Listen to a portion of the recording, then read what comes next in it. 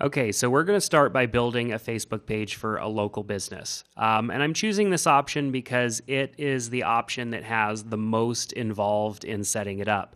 A local business or place is a physical location, like a brick and mortar. There's a actual location that people could go to for that Facebook page. Of course, the Facebook page is virtual and online, but you have a physical location for that business or whatever it is. It doesn't mean that as a photographer you couldn't have a physical location, or a brand or a product couldn't have a physical location. The local business option just happens to have better options for a actual local business.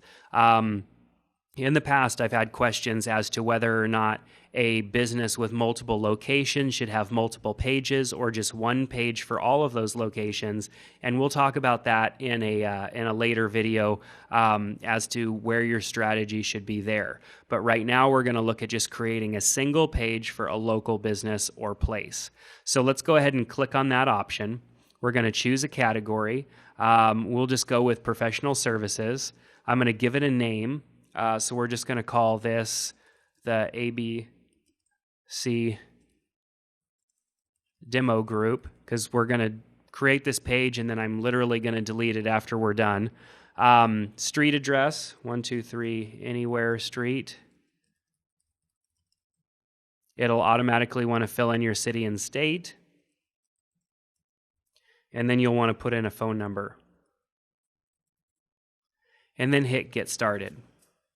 Phone number is not valid, of course.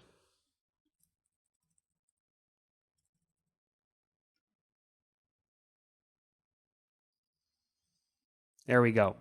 So the first thing it's going to ask is to add categories to improve the ranking of your page. So the ABC demo group needs some additional categories. And so what we will do is add in marketing.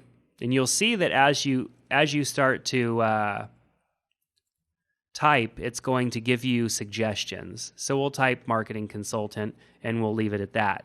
And then tell people what this page is about. ABC Demo Group helps companies with their demos.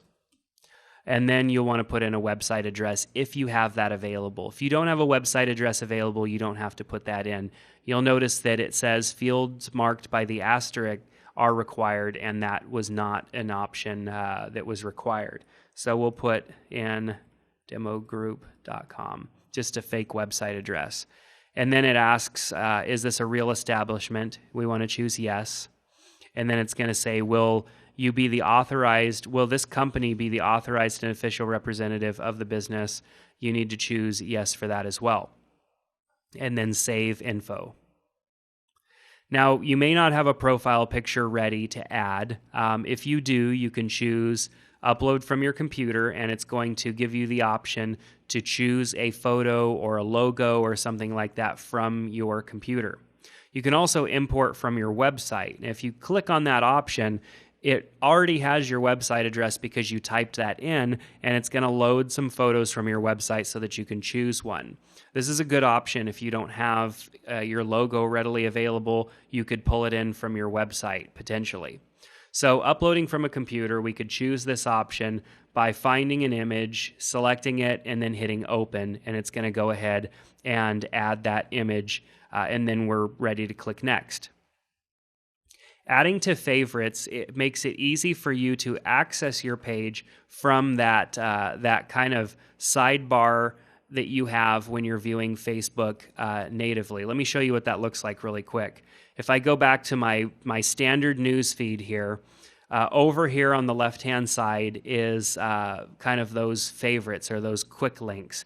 And you'll see that here I have some Facebook pages that show up here, and they are items that were added to favorites. So if I clicked add to favorites, it's going to automatically add it there and make it easy for me to access it. I'm just going to click skip on this one.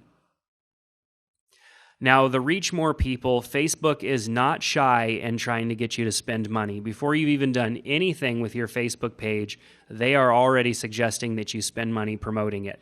I do not recommend that you spend any money on your Facebook page until you have some content up there. There's no sense in paying money to send people to an empty Facebook page. So I suggest clicking the skip button and skipping right over this option. Don't fall into that trap of throwing money at Facebook too early on.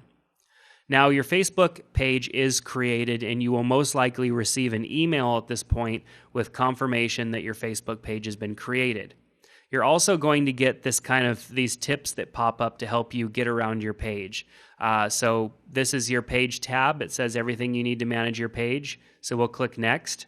It says like the ABC demo group. So if you click like, you are physically liking the page from your personal profile.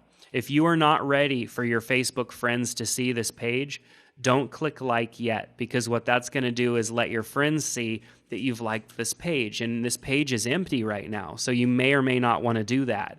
I always click skip because I want to make sure that my page is fully set up before my personal Facebook friends see that page. You can always click like later, so I recommend clicking on skip.